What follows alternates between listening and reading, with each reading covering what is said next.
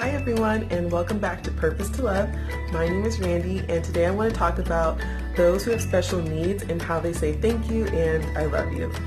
I feel like this will be a very short video, but I hope that it will bring a smile to your face and help you to remember the different ways that your loved one or your student or the one you're caring for, how they show their appreciation. Sometimes when you get into the mundane, everyday aspects of life, or you're doing all these different things, it can feel like what you're doing is very unappreciated or thankless.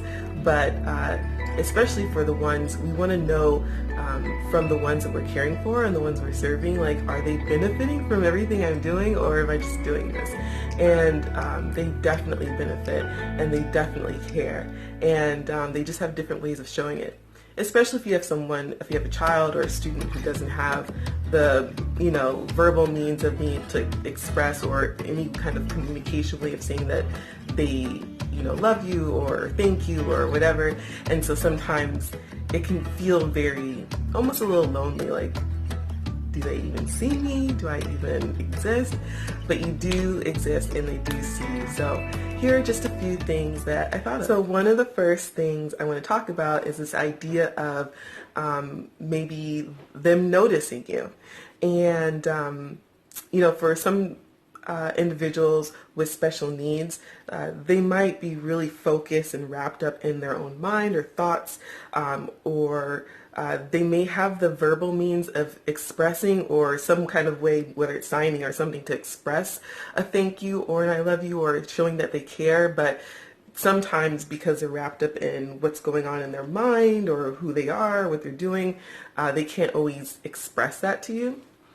And so, for example, I had this one student, super funny, super sweet guy, super smart. He was so great with numbers.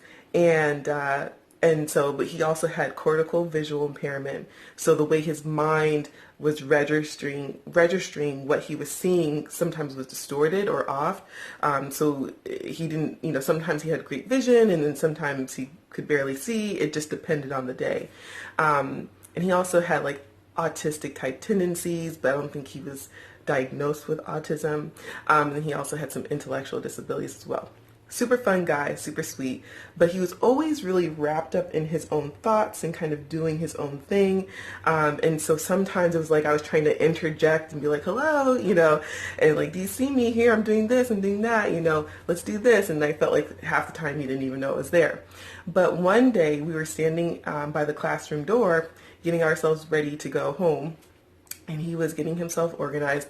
And we were standing there. He was standing behind me. I turned around. He was looking at me, staring at me. And I'm like, yes. I was like, what's up? And he looked at me, and he usually would pick on his lip or pull on his lip like this. And he was just staring at me. And he said, Miss Randy is brown. And so he basically said, Miss Randy is brown. And I was like, oh my gosh, you noticed me. I thought it was the best thing ever, because for a while there, I thought that I was just chopped liver. He didn't even notice that I existed. And for him to kind of stop and pause and finally take a look at me and see me, I was like, oh my gosh. And then after that, it was we'd have these moments. He would just stand there, look at me, and laugh in my face. I'm like, are you laughing at me? But he was just, he just enjoyed being around me, and that's how I took it. But I finally felt like I was in his world. So sometimes, your child or your student will do something to pull you into their world, or to notice you, or to recognize you, and it's the best feeling ever. So the second thing on my list is touch. Sometimes you have a student or a child who can't explain exactly how they feel, right? And so they might touch you. They might just want to sit next to you, be close to you, cuddle with you, or they want to pick up your hand and have you touch their shoulder or their back, or they just reach out and just want to grab your hand and hold your hand and shake it. And those are special moments too. I really feel like, again, it's a way of them noticing you. It's a way of them bringing you into their world. So I had this one student, and he was super sweet, big blue eyes, and big curly hair, super skinny. And he was the sweetest thing in the world. And he He always liked to just kind of be around me. And there was many times this happened, but the picture that you see on the icon there for Purpose to Love is actually him, who I'm talking about.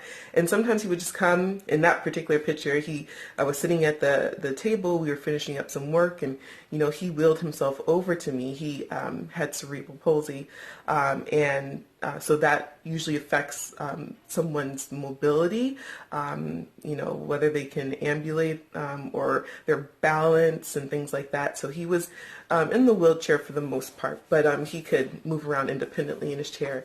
He also had cortical visual impairment and some intellectual disabilities. And but he was such a sweet guy, super funny and silly. And he was such a lovey-dovey kind of a guy.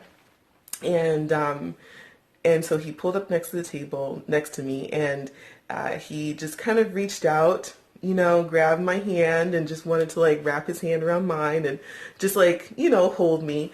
And, and that was just his way of expressing that he cared, that he loved me, or that he, just wanted to have an expression of gratitude towards me. He just wanted to be close. And those moments you don't want to ever, disregard either. Sometimes, of course, we, especially in the classroom, there's always personal space, and especially in adult services. This particular student at the time was I think 11, so I don't necessarily know if I'd be holding my, client's hand, a 45-year-old person's hand, and just letting them, put their head on my shoulder. But,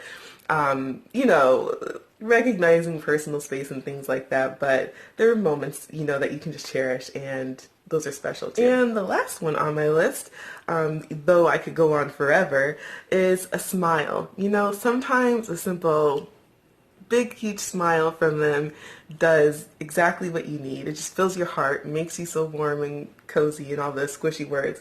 And, it does a lot for you. And these are the moments that I feel like, those who work in special needs or human services, or even parents, we live for these. We need these in order to kind of keep doing what we're doing. But sometimes a smile does the trick. It just shows a gratitude and a thank you. I remember he wasn't my particular student. This is when I started working in high school, but I would have him sometimes when we would go out into the community and do trips. And he had, I think he was completely blind, and he also had cerebral palsy and intellectual disabilities, and I think he functioned more on the more severe side. So completely nonverbal, didn't really have strong use of his hands to be able to sign. He might be able to do kind of some gross motor skills, to do finish, like that. And he used tactile symbols, which are really cool symbols that at the time my school made these cool plastered cardboards with an object or some kind of object that was cut in half, and they kind of were able to glue it and stick it on so that the student who wasn't able to speak or use Braille or whatever was able to still communicate in some way. And so, sometimes I was trying to figure out what he wanted, and it can be difficult, right? You never fully know all the time, but you try everything, and I, one time he was kind of thrashing all over the place and kind of upset, and I was trying to figure out what he needed. I could tell he wasn't wet, and he had just gone to the bathroom, so it wasn't that, and so I tried, do you want this particular toy, or do you want this? And he would tap this particular thing, whatever it was, and so I was like, oh, okay, and so I'd move the symbols out the way and give him what he wanted, and he'd throw it, and I'd be like, okay, you don't want that, and I would try to give him other things, and finally, I think I might have given him a symbol for a snack symbol or something. And whatever it was, it gave him a huge smile on his face. And I was like, oh, okay. So then I gave him that instead. And then he was in his, so happy, smiling from ear to ear and just making those, happy noises that he would make. And, so, but that smile knew yes, this is what I need. Thank you. And I was like, okay, I did it. I could breathe for a second, but, smiles, touch, that they notice you, that they bring you into their world, those things, they mean the world to us. And so just remember those things, especially while you're in quarantine. If you're home and you have a child that you're with all day long, take a moment to remember those those nuggets, those instances where they just, where they're expressing that they love you or thank you, and hold on to those. So I hope that this was, positive and encouraging and brought a smile to your face. Please leave a comment below of how your child or your student or the person you're working with, how they express, that they love you, or, their gratitude towards you, and how it makes you feel. I think it's good to always remember those things. And so share, like, and subscribe if you can. And I look forward to seeing you next time. Remember, you are purposed to love. Bye.